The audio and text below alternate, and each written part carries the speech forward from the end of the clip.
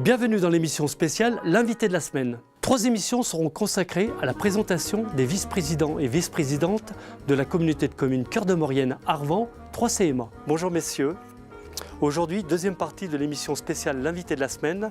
Et aujourd'hui, on invite monsieur Derrier-Gilbert à se présenter. Bien, bonjour. Alors, Gilbert Derrier, je suis adjoint à la mairie de Ville-Rambert et je suis vice-président en charge de l'eau et de l'assainissement. D'accord, expliquez-moi un petit peu à quoi ça consiste. Eh bien, la communauté de communes doit prendre la gestion de l'eau sur l'ensemble de son territoire au 1er janvier 2018 et de l'assainissement au 1er janvier 2019. Aussi, la mission consiste à préparer la 3CMA à assurer la gestion de l'eau et de l'assainissement sur l'ensemble du territoire, sachant qu'aujourd'hui, elle assure la gestion de l'eau sur le périmètre qui correspondait à la communauté de communes de l'Arvent. Donc la préparation de la prise en charge de la compétence eau et assainissement sur l'ensemble du territoire implique de collecter des informations sur l'ensemble des communes, de les analyser, donc informations sur le plan technique, sur le plan financier et sur le plan des ressources humaines impliquées dans la gestion de l'eau et de l'assainissement. Nous travaillons avec un bureau d'études qui est spécialisé dans ce type de mission.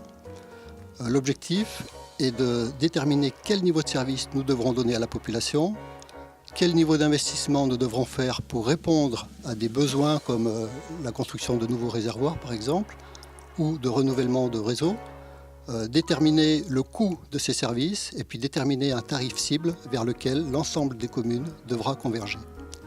Et puis enfin, définir le mode de lissage et la durée du lissage pour tendre vers ce tarif cible.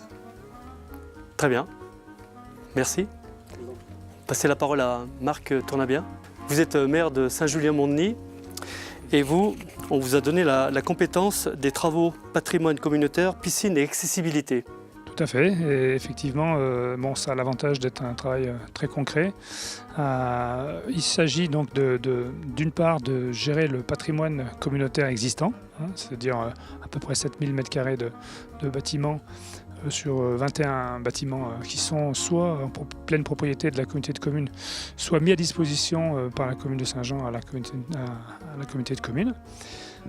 Donc déjà, il y a tout ce patrimoine-là à entretenir, à mettre aux normes. C'est pour ça qu'on parle d'accessibilité, puisque le grand sujet aujourd'hui, c'est que tous les bâtiments qui reçoivent du public soient mis en accessibilité pour tout type de handicap, soit effectivement réaliser les travaux neufs qui ont été décidés par le conseil communautaire et portés au budget de l'année correspondante.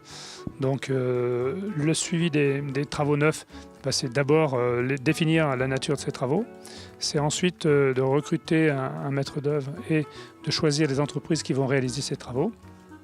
Et puis c'est bien sûr ensuite le fait de s'assurer que les travaux sont faits conformément à ce qui a été demandé, conformément aux règles de l'art, dans les délais impartis et en restant dans l'enveloppe financière qui est allouée à chacun des projets. Donc c'est extrêmement varié, ça peut être la réalisation comme actuellement de seuils dans l'arc pour freiner l'abaissement du lit.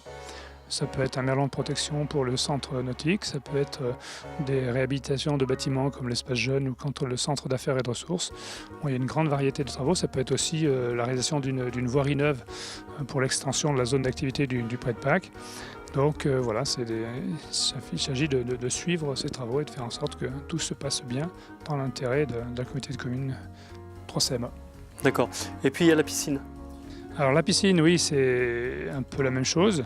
Il y a surtout des travaux pour faire en sorte que cet équipement reste le plus aux normes possible et le plus agréable à vivre par les usagers.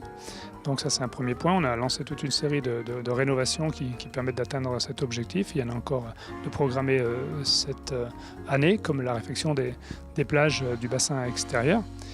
Mais c'est aussi de s'assurer que le fonctionnement de cet équipement soit optimisé, en sachant que c'est de toute façon des équipements qui génèrent des déficits donc sur le budget intercommunal. Donc il s'agit pour le moins de le maîtriser, ce déficit, et si possible de le réduire en apportant des améliorations techniques qui induisent un fonctionnement plus efficace. Très bien. Merci. On passe la parole à M. Pierre-Marie Charvoz, Pierre-Marie Chavos, vous êtes le maire de la ville de Saint-Jean-de-Maurienne et vous êtes vice-président en charge du transport et de la mobilité.